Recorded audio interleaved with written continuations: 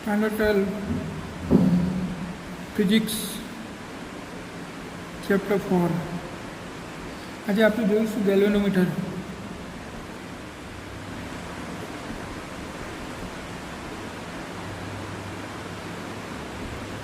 તો ગેલ્વેનોમીટર એ એક સાધનનું નામ છે અને પરિપથમાં વહેતા વિદ્યુત પ્રવાહો અને વિદ્યુત સ્થિતિમાનનો તફાવત એટલે કે વીજ દબાણ શોધવા માટેનું આ એક મૂળભૂત સાધન છે. અને આ સાધનનો ઉપયોગ કરીને આપણે વિદ્યુત પ્રવાહ માપવા માટેનું સાધન એમીટર અને વિદ્યુત દબાણ માપવા માટેનું સાધન વોલ્ટમીટર બનાવી શકીએ છીએ. તો આ સાધન કઈ રીતે કામ કરે છે અને એની રચના શું હોય છે આપણે જોવાનું છે. તો ગેલ્વેનોમીટરની અંદર બે ચુંબકના ધ્રુવ વચ્ચે આપણી જોડે એક ચુંબકનો ધ્રુવ છે, એક ચુંબક છે આપણું. આ ચુંબકનો એક ધ્રુવ છે નોર્થ ધ્રુવ અને અહીંયા એક બીજો ધ્રુવ છે ચુંબકનો એસ ધ્રુવ. આની વચ્ચે એક લંબચોરસ ચલિત ગૂંચળું હોય છે. આ એક ચલિત ગૂંચળું છે જે પોતાની સ્થિર અક્ષ પર ભ્રમણ કરી શકે છે અને આની આજુબાજુમાં એક નરમ લોખંડનો નળાકાર આકારનું પાત્ર મૂકવામાં આવે છે, એટલે કે નળાકાર મૂકવામાં આવે છે, નરમ લોખંડનો હોય, જેથી કરીને આ ચુંબક વડે ઉત્પન્ન થયેલું ચુંબકીય ક્ષેત્ર ત્રિજ્યાવર્તી દિશામાં અને ચુંબકીય ક્ષેત્રનું મૂલ્ય વધારી શકાય. આવી રીતે ત્રિજ્યાવર્તી દિશામાં ચુંબકીય ક્ષેત્ર ઉદ્ભવે એ હેતુથી આપણે એક નળાકાર નરમ લોખંડની રિંગ અથવા નળાકાર મૂકીએ છીએ. આ ગૂંચળાની પાછળ એક કમાન આકારની સ્પ્રિંગ લગાડેલી હોય છે. તો આ સાદા ગેલ્વેનોમીટરની એક રચના થઈ ગઈ. આ ગૂંચળા સાથે એક દર્શક જોડેલો હોય છે જે આપણને આવર્તન બતાવે છે. આ દર્શક છે આપણો કાંટો, બતાવે કેટલું પ્રવાહ છે અથવા કેટલું વિદ્યુત સ્થિતિમાન છે માપવા માટે આપણે અહીંયા એક દર્શક મૂકેલો છે. તો ગેલ્વેનોમીટર એક ચલિત ગૂંચળાવાળું સાધન છે. આ ચલિત ગૂંચળું પોતાની સ્થિર અક્ષ પર ભ્રમણ કરી શકે છે અને આ બે ચુંબકની વચ્ચે એક નરમ લોખંડનો નળાકાર મૂકવામાં આવે છે, જેથી કરીને ચુંબકીય ક્ષેત્ર ત્રિજ્યાવર્તી દિશામાં થાય પ્લસ એની તીવ્રતામાં વધારો કરી શકાય. હવે આ ગૂંચળામાંથી આપણે વિદ્યુત પ્રવાહ પસાર કરીશું તો ચુંબકીય ક્ષેત્રમાં રહેલા ગૂંચળામાંથી વિદ્યુત પ્રવાહ પસાર કરતાં ટોર્ક લાગે છે. કેટલું? NIAB sin થીટા જેટલું. જ્યાં થીટા આપણે π/2 લીધેલો છે, એટલે કે π/2 જ થાય, જેથી કરીને sin π/2 ની કિંમત 1 થાય તો NIAB આટલું ટોર્ક ગૂંચળા ઉપર લાગે છે. અહીંયા ચુંબકીય ક્ષેત્ર ત્રિજ્યાવર્તી દિશામાં હોવાથી થીટાની કિંમત π/2 થશે દર વખતે. પરિણામે ટોર્ક કેટલું લાગશે? NIAB જેટલું. n આંટાની સંખ્યા I પર પ્રવાહ પસાર કરેલો પ્રવાહ એ ગૂંચળાનું ક્ષેત્રફળ અને B લાગુ પાડેલું ચુંબકીય ક્ષેત્ર છે. આનો અર્થ એ થયો કે જો આંટા ચુંબકીય ક્ષેત્ર અને ક્ષેત્રફળ અચર હોય તો અહીંયા ઉદ્ભવતું ટોર્ક એ પ્રવાહ પર આધાર રાખે છે. એટલે જેટલો વધારે પ્રવાહ અંદર ગૂંચળામાં દાખલ કરીશું એટલું વધારે ટોર્ક લાગશે એને પરિણામે કાંટો વધારે ફરશે. તો આટલું ગૂંચળા પર ટોર્ક લાગે છે. હવે ગૂંચળું ફરશે એટલે નીચે રહેલી કમાન આકારની સ્પ્રિંગ ટાઈટ થશે. ટાઈટ થાય એટલે કે એમાં પુનઃસ્થાપક ટોર્ક ઉદ્ભવે છે. કમાન આકારની સ્પ્રિંગ એટલે આપણી રમકડાઓમાં ચાવી ભરીએ છીએ અને સ્પ્રિંગ ટાઈટ થાય છે, સ્પ્રિંગ નીચે લગાડેલી હોય છે. હવે આ પ્રવાહના કારણે જ્યારે ગૂંચળું આમ પરિભ્રમણ કરશે ત્યારે આ કમાન આકારની સ્પ્રિંગ ટાઈટ થશે, એટલે કે એમાં પુનઃસ્થાપક ટોર્ક ઉદ્ભવે છે અને પુનઃસ્થાપક ટોર્ક એટલે K phi, જ્યાં K એ સ્પ્રિંગનો બળ અચળાંક છે જે તે દ્રવ્યની જાત ઉપર આધાર રાખે છે. હવે જ્યારે આ ગૂંચળામાં પ્રવાહ પસાર થાય ત્યારે ટોર્કના કારણે એમ ફરશે તો નીચે સ્પ્રિંગમાં પુનઃસ્થાપક ટોર્ક ઉદ્ભવશે અને જ્યારે આ બંને ટોર્ક સમાન મૂલ્યના થઈ જાય, એટલે કે K phi બરાબર NIAB, ત્યારે આ દર્શક સ્થિર થઈ જશે અને આપણને પ્રવાહનું મૂલ્ય અથવા પ્રવાહની સ્થિતિનો ખ્યાલ આપે છે. તો આ રીતે આપણું આ ગેલ્વેનોમીટર કાર્ય કરે છે. તો અહીંયા આપણે ફાઈને સૂત્ર કરતાં બનાવે તો આપણે આ રીતે કહી શકીએ NAB upon K into I, therefore phi ચલે છે I, એવું પણ આપણે કહી શકીએ. તો ગેલ્વેનોમીટરની આ સાદી રચના થઈ ગઈ. ગેલ્વેનોમીટર એક ચલિત ગૂંચળાવાળું સાધન છે. આ ચલિત ગૂંચળું એની સ્થિર અક્ષ પર ભ્રમણ કરી શકે છે અને અહીંયા આ બે ચુંબકની વચ્ચે એક નળાકાર આકારનો નરમ લોખંડનો ટુકડો મૂકવામાં આવે છે જે આ ચુંબકીય ક્ષેત્રને ત્રિજ્યાવર્તી દિશામાં અને એની તીવ્રતામાં વધારો કરે છે. હવે જ્યારે ગુંચરામાંથી વિદ્યુત પ્રવાહ પસાર કરવામાં આવે ત્યારે ગુંચરામાં ટોર્ક ઉદ્ભવે છે કેટલું એના એ બી સાઇન થીટા જેટલું અને પરિણામે ગુંચરું ભ્રમણ કરે છે.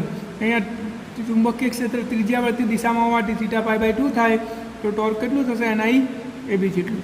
હવે આ ગુંચરું ભ્રમણ કરે તો એની નીચે લગાડેલી આ કમાન આકારની સ્પ્રિંગ ટાઈટ થાય છે અને એમાં પુનઃસ્થાપક ટોર્ક ઉદ્ભવે છે કે બરાબર ટોર્ક બરાબર K5 ત્યાં K અચળાંક છે. આ બે ટોર્ક સમાન થાય ત્યારે ગુંચરું સ્થિર થઈ જાય છે અને આપણે દર્શક વડે એનું માપન કરી શકીએ છીએ.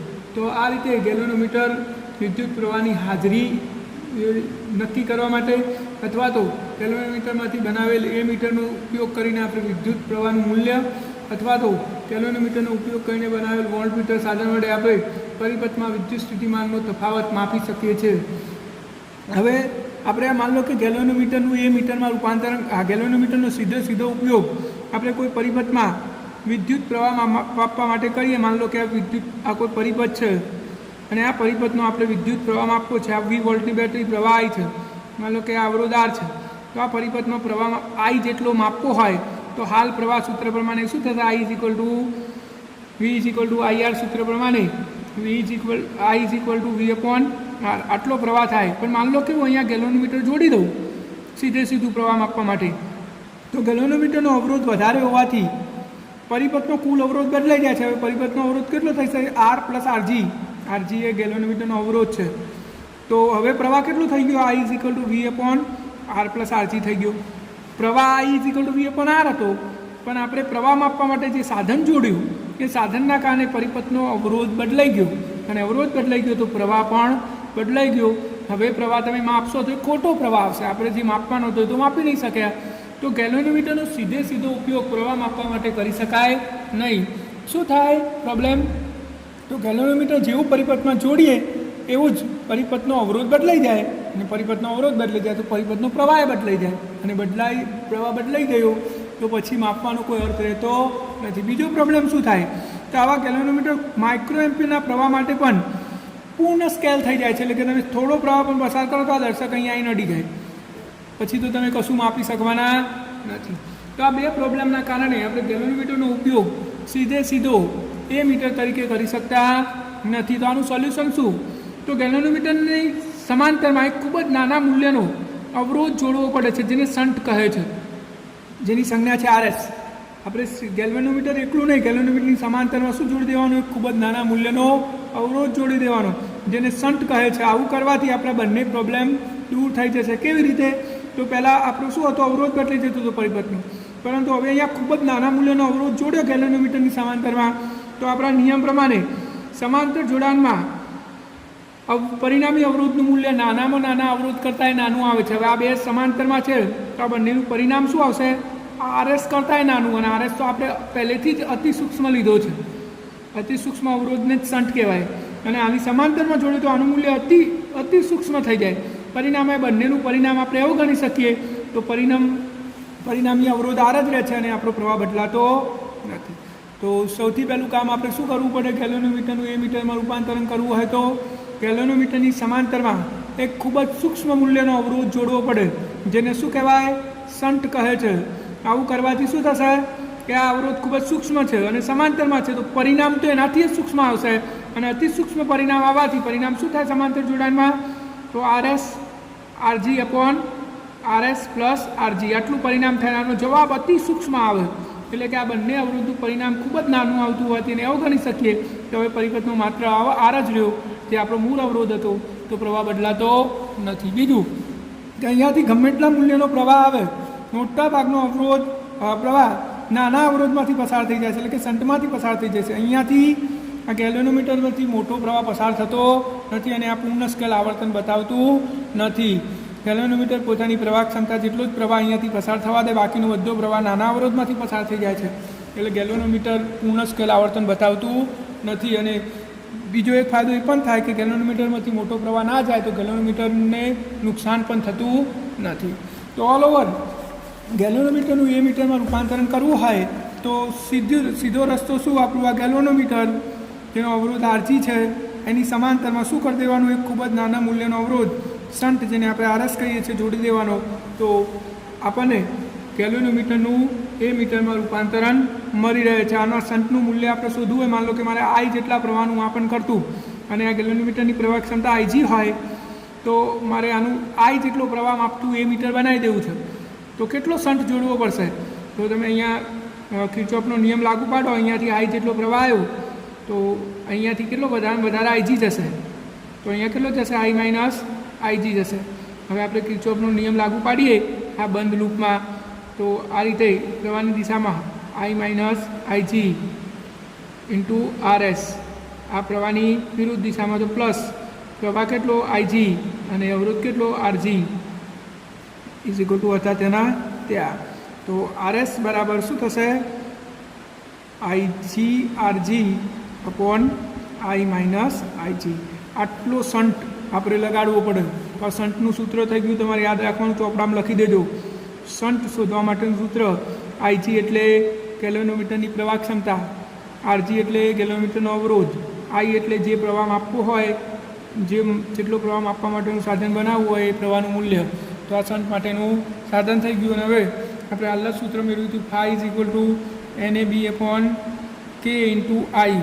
આઈને હું આ બદલાઈ દઉં તો phi upon I is equal to NAB upon K.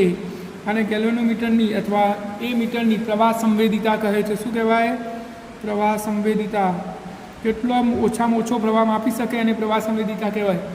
અને વધારવી હોય તો શું કરવું પડે? આંટાની સંખ્યા વધારી શકાય, ગુંચાણનું ક્ષેત્રફળ વધારી શકાય, ચુંબકીય ક્ષેત્ર વધારી શકાય, અથવા તો કે ઘટાડી શકાય. તો આપણે ગેલોનોમીટરની પ્રવાહ સંવેદિતા વધારી શકીએ છીએ. તો આ રીતે આપણે ગેલોનોમીટરનો એ મીટર તરીકે ઉપયોગ કરી શકીએ.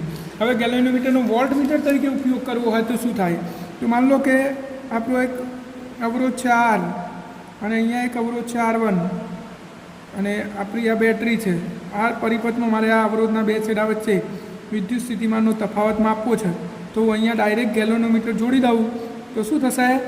પરિપથનો કુલ અવરોધ બદલાઈ જાય, અને પરિપથનો કુલ અવરોધ બદલાઈ જાય તો પરિપથમાંથી પસાર થતો પ્રવાહ એ બદલાઈ જાય, અને પ્રવાહ અહીંયા બદલાઈ જાય તો આમાંથી પસાર થતો પ્રવાહ બદલાવાથી આના બે છેડા વચ્ચેનો વોલ્ટેજ પણ બદલાઈ જાય છે. એટલે આપણે અહીંયા શું કરવું પડે? તો ગેલોનોમીટરની શ્રેણીમાં એક અવરોધ જોડવો પડે, જેને શ્રેણી અવરોધ કહે છે. પહેલાંનાથી બિલકુલ ઉલટું. પહેલાંમાં આપણે ગેલોનોમીટરની સમાંતરમાં અવરોધ જોડતા હતા, અહીંયા ગેલોનોમીટરની શ્રેણીમાં અવરોધ જોડવાનો. પેલો અતિ સૂક્ષ્મ જોડતા હતા, અહીંયા ખૂબ જ મોટો અવરોધ જોડવાનો, ખૂબ જ મોટો અવરોધ.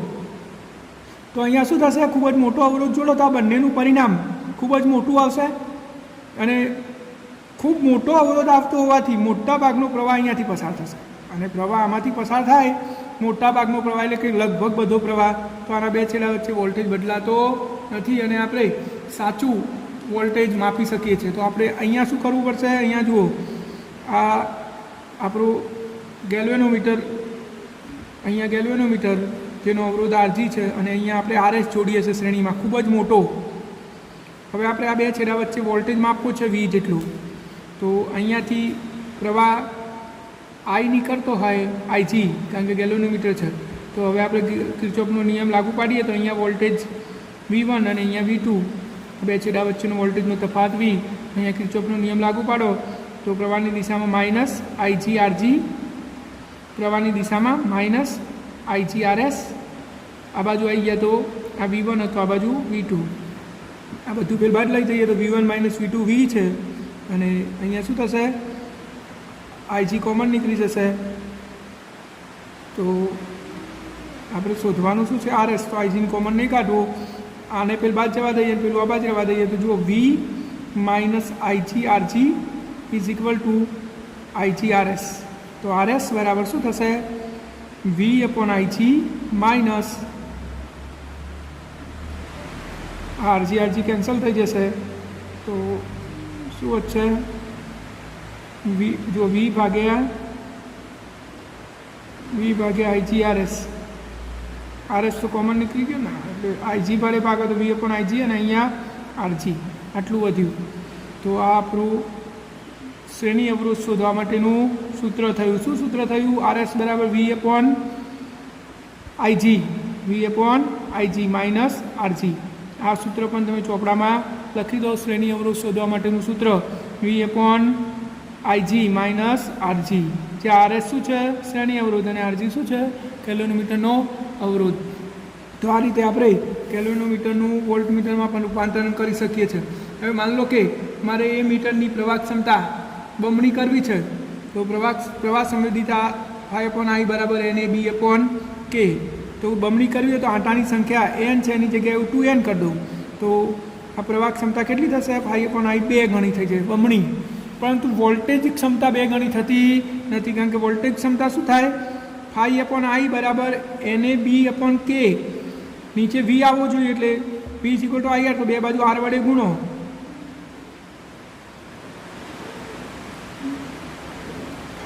નીચે R વડે ગુણો તો IR, અહીંયા NAB/KR, બે બાજુ R વડે ભાગી દીધું, આના બરાબર V થઈ ગયો.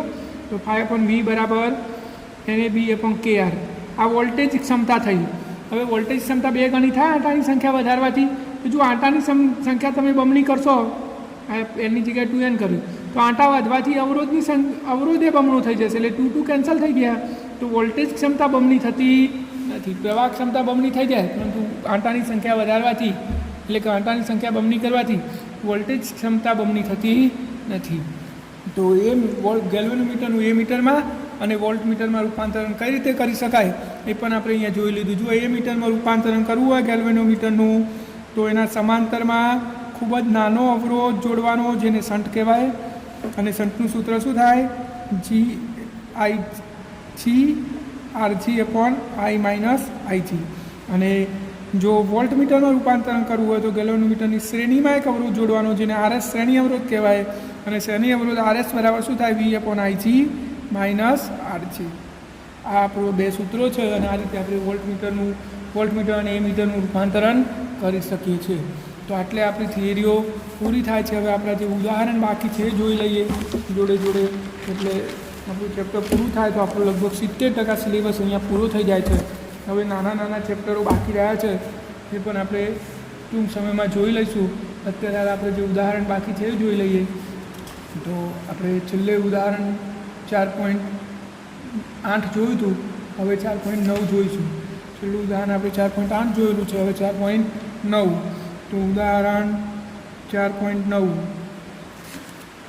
શું છે? તો 1 સેમી ત્રિજ્યા અને 5 સેમી લંબાઈનો સોલેનોઇડ. જો સોલેનોઇડ આવ્યો આપણો અહીંયા, R બરાબર 1 સેમી અને 0.5 મીટર લંબાઈ, એટલે L બરાબર 0.5 મીટર. આંટાની સંખ્યા 500. તેમાંથી પ્રવાહ તો I બરાબર 5 એમ્પિયર.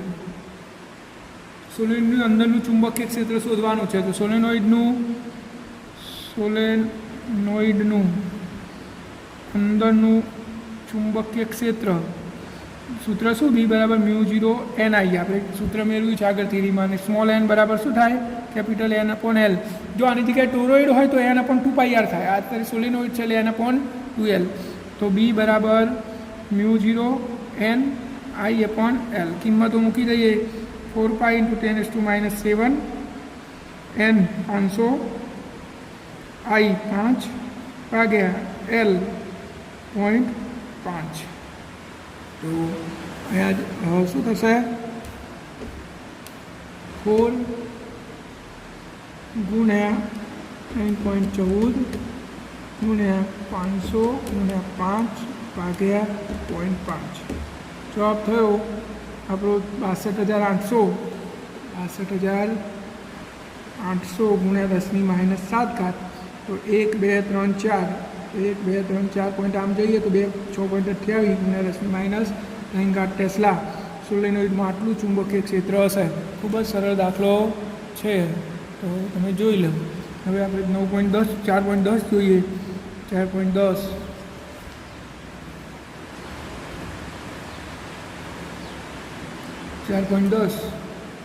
કોઈ સ્તરે પૃથ્વીના ચુંબકીય ક્ષેત્રનો સમક્ષિતિજ ઘટક 3 × 10⁻⁵ ટેસ્લા. ભૌગોલિક દક્ષિણથી ભૌગોલિક ઉત્તર તરફ છે, એટલે આપણે ઉત્તર દિશા લઈ લઈએ એના દક્ષિણ. તો અહીંયા આમ ચુંબકીય ક્ષેત્ર છે B જ કહેવાય. અને સમક્ષિતિજ ઘટક કેટલો આપેલો છે? 3 × 10⁻⁵. એક સીધો વાહક 1 મીટર જેટલો સ્થાયી વિદ્યુત પ્રવાહ ધરાવે છે, અને સમક્ષિતિજ ટેબલ પર મૂકવામાં આવે છે. તેમાંથી પસાર થતો વિદ્યુત પ્રવાહની દિશા પૂર્વથી પશ્ચિમ. અહીંયા એક તાર છે, અને આ દિશા પૂર્વ અને આ પશ્ચિમ આ દિશામાં પ્રવાહ પસાર થાય છે આઈ. તો પૂર્વથી પશ્ચિમ તરફ હોય તો એકમ લંબાઈ દીઠ તાર પર લાગતું બળ, તો તાર પર લાગતા બળનું સૂત્ર શું?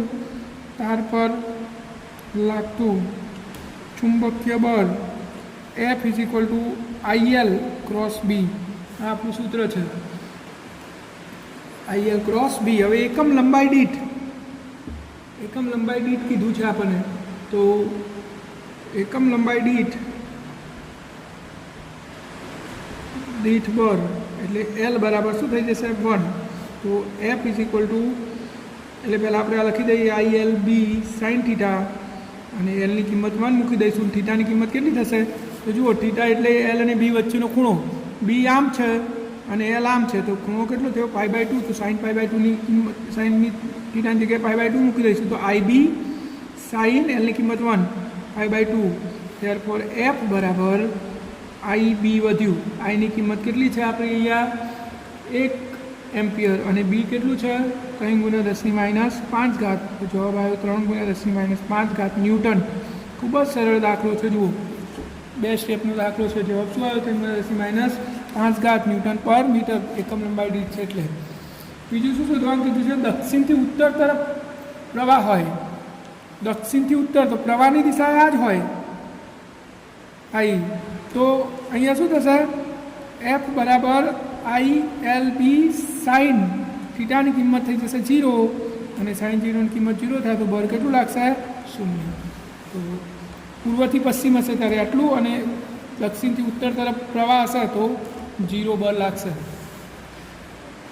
હવે જોઈએ આપણે ઉદાહરણ નંબર 4.11. 4.11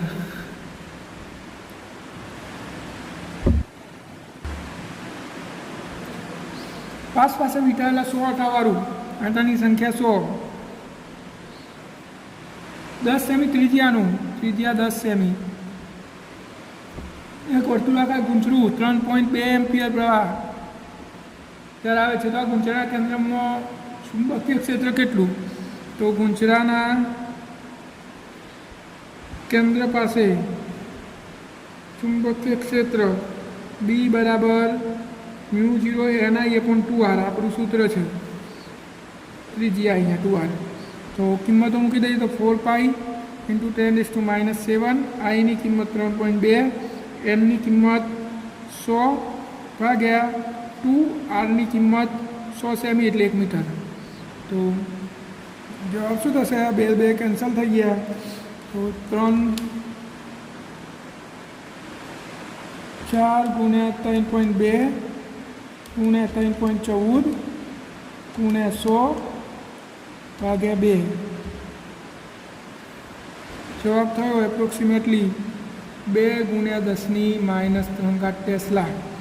આ આપણી ગૂંચળાના કેન્દ્ર પર ચુંબકીય ક્ષેત્ર આવી ગયું. આ એ પૂરું. બીમાં શું શોધવાનું છે? તો ગૂંચળાની ચુંબકીય મોમેન્ટ કેટલી હશે? ગૂંચળાની ચુંબકીય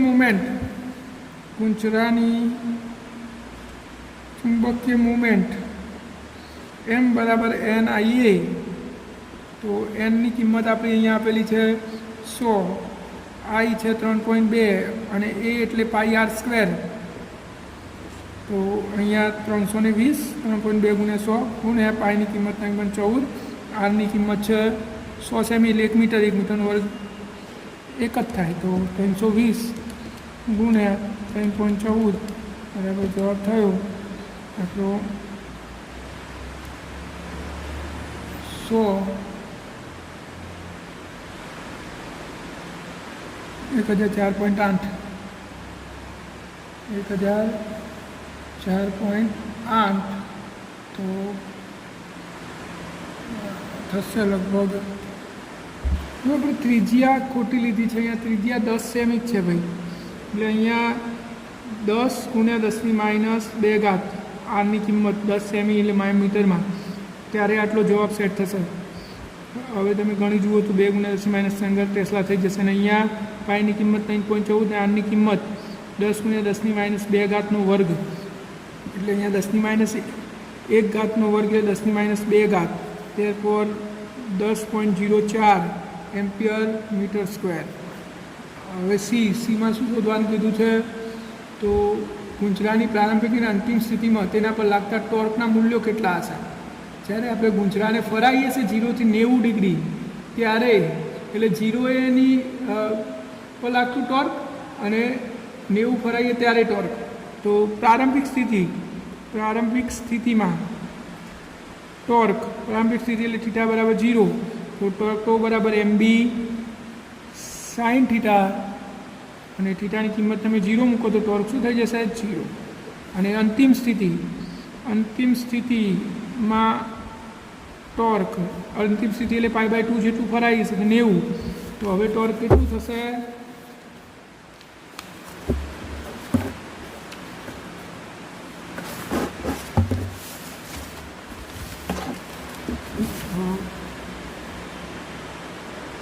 ટોર્ક બરાબર mb સાઇન થીટાની જગ્યાએ 90, અંતિમ સ્થિતિમાં થીટાની કિંમત 90, તો એમની કિંમત કેટલી આવી હતી? આપણે હાલ જ શોધી હતી. એમની કિંમત 10 એપ્રોક્સિમેટલી, ગુણ્યા બી કેટલું આપેલું છે આપણને? બી આપેલું છે 2 ટેસ્લા, ગુણ્યા સાઇન 90ની કિંમત 1, તો 20 ન્યૂટન મીટર. આટલું ટોર્ક ઉદ્ભવશે. અંતિમ ટોર્ક, પ્રારંભિક તો 0 હતું. હવે આપણે જોઈએ ડી.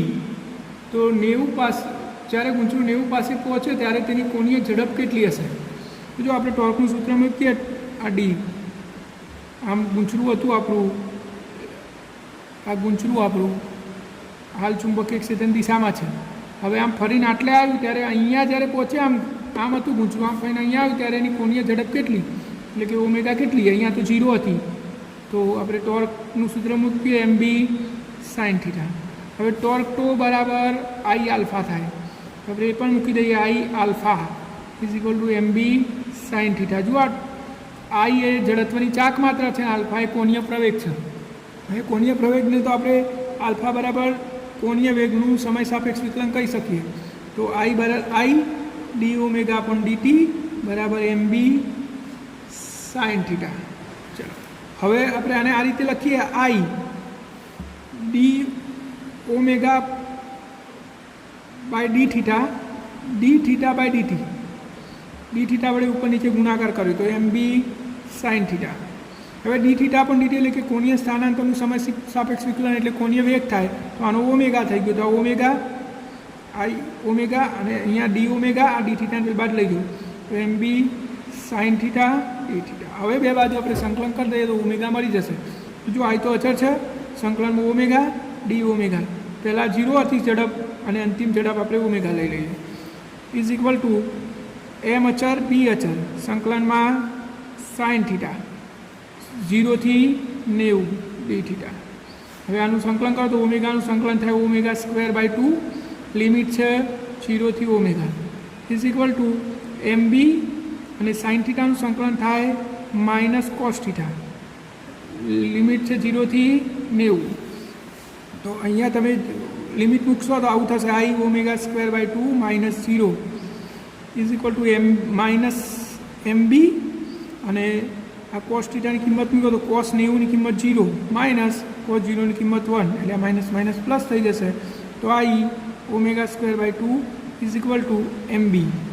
તો ઓમેગા સ્ક્વેર બરાબર 2mb by I, therefore omega બરાબર વર્ગમૂળમાં 2mb અપોન I. આટલો જવાબ થશે. આટલી કોણીય ઝડપ હશે એની 2mb અપોન I. હવે આપણે કિંમતો મૂકી દઈએ આમાં, આપણી જોડે કિંમતો છે જ આપેલી, તો આની કિંમતો મૂકી દઈએ આપણે.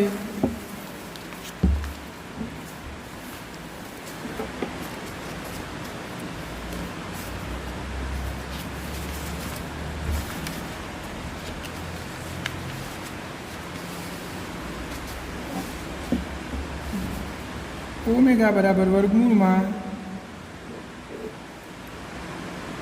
2, એમની કિંમત આપણે શોધી હતી, કેટલી આવી હતી? હાલ જ શોધી છે. એમની કિંમત એપ્રોક્સિમેટલી 2 હતી કે કેટલી હતી? એમ હતો 10, બી 2, અને વાગ્યા જડત્વની ચાક માત્રા આપેલી છે, જડત્વની ચાક માત્રા આપી છે આપણને રકમમાં આપેલી છે. જુઓ જડત્વની ચાક માત્રા, જડત્વની ચાક માત્રા 0.1 તો તમે વર્ગમૂળ ને બધું કાઢશો તો એપ્રોક્સિમેટલી જવાબ 20 રેડિયન પર સેકન્ડ આવશે. આ આપણો જવાબ થઈ ગયો. તો એટલે દાખલો પૂરો થાય છે.